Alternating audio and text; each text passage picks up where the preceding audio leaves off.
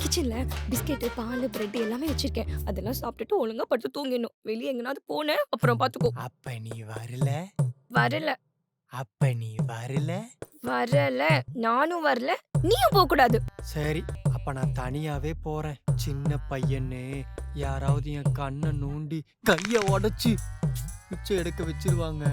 அது மட்டும் அப்பாவுக்கு தெரிஞ்சதுன்னா உன்னைய தான் அடிப்பாரு.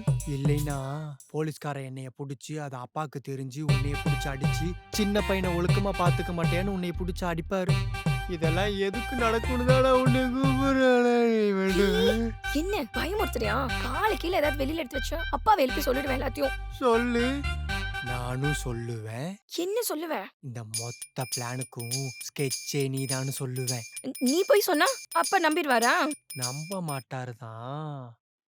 உன் ஃபோனோட ப்ரௌசிங் ஹிஸ்டரி செக் பண்ணு.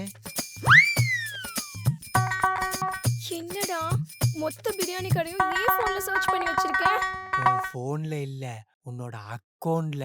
உன் அக்கவுண்ட் என் ஃபோன்லயும் இருக்கு. உனக்கு ஒரே ஆப்ஷன் தான். வரியா இல்ல வரியா? வந்து தொலைக்கிறேன். வந்து தொலைக்கிறியா?